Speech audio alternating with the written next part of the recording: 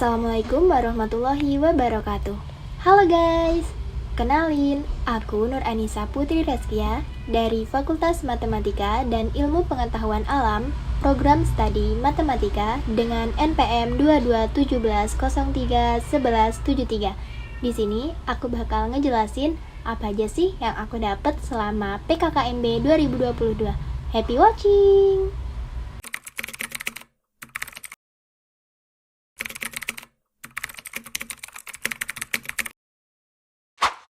Isi materi yang disampaikan yaitu UU ITE, kejahatan yang marak dan sering terjadi khususnya di Provinsi Lampung, pemanfaatan teknologi informasi yang baik, contoh-contoh pelanggaran hukum yang banyak terjadi di dunia maya, serta tips and trik singkat agar terhindar dari jeratan hukum UU ITE.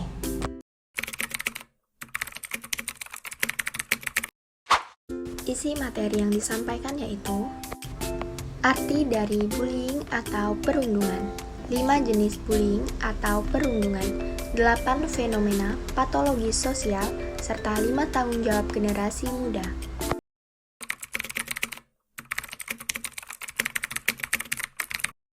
Isi materi yang disampaikan yaitu kebanggaan dan rasa syukur menjadi Muslim Indonesia dan Nusantara yang harus selalu kita tingkatkan, serta selalu menumbuhkan karakter mahasiswa yang baik.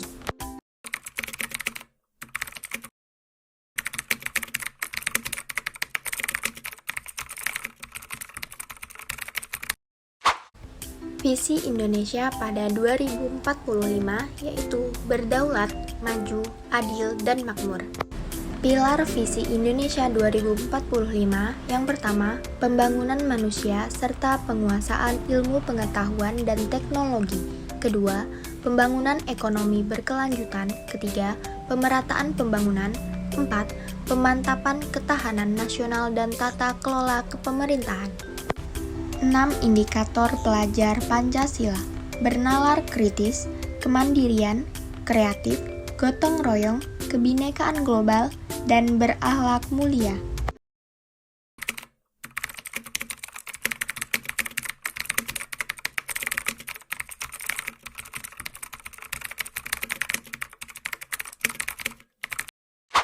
Permasalahan lingkungan hidup di Indonesia dan dunia. Pertama, lingkungan alam.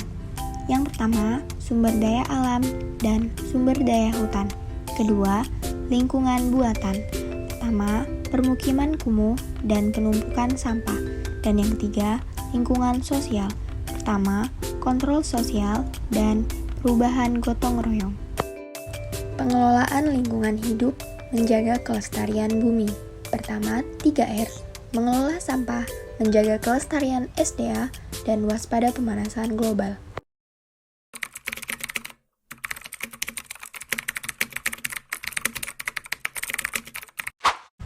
Cara menjadi mahasiswa ideal. Pertama, mematuhi peraturan yang ada. Kedua, kembangkan diri sesuai minat. Ketiga, aktif membaca dan memahami masalah yang ada. Dan keempat, jujur, berintegritas, dan sopan. 10 karakter yang harus dimiliki mahasiswa ideal. Pertama, rajin belajar, memiliki orientasi jelas, bisa menyesuaikan diri, kreatif, inovatif, disiplin, memiliki cita-cita tinggi, rendah hati, peduli terhadap lingkungan, dan bermanfaat bagi orang lain.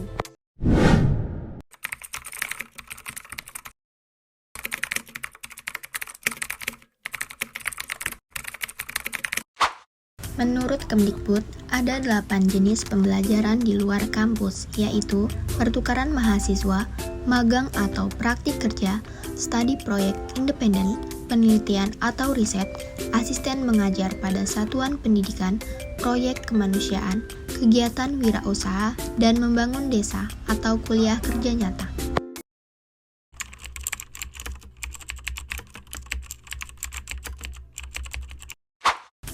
Pendidikan tinggi dibagi ada 3 macam, yaitu 1. Pendidikan akademik yang terdiri dari pendidikan sarjana dan pendidikan pasca sarjana. Yang kedua, pendidikan profesi. Yang ketiga, pendidikan vokasi yang terdiri dari program diploma, sarjana terapan, magister terapan, dan doktor terapan. Program studi yang ada di Fakultas MIPA adalah Program Studi S1 Biologi, Program Studi S1 Biologi Terapan, Program Studi S2 Biologi, Program Studi S1 Kimia, Program Studi S2 Kimia, Program Studi S1 Matematika, Program Studi S2 Matematika, Program Studi S1 Fisika, Program Studi S2 Fisika, Program Studi S1 Ilmu Komputer, Program Studi D3 Manajemen Informatika, Program Studi S2 Ilmu Komputer, Program Studi S1 Sistem Informasi.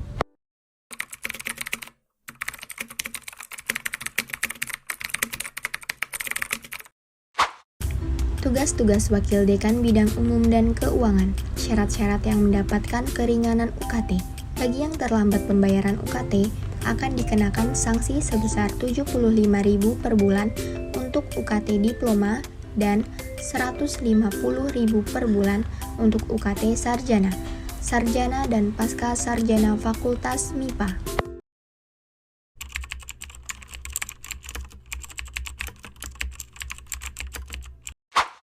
Layanan kemahasiswaan yang tersedia di Fakultas MIPA.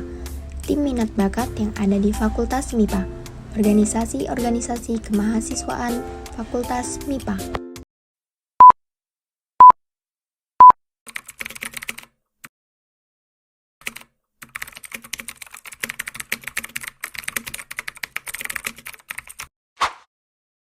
Materi yang disampaikan beliau yaitu tujuan prodi, profil lulusan, dan struktur kurikulum.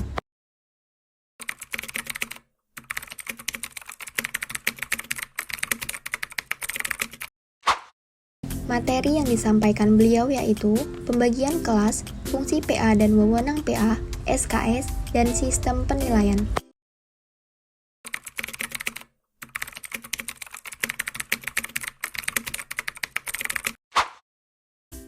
Pesan yang saya ambil dari motivasi yang diberikan beliau yaitu, jadilah seperti biji kopi. Air tidak mampu mengubah bubuk kopi, tapi bubuk kopi yang mengubah air.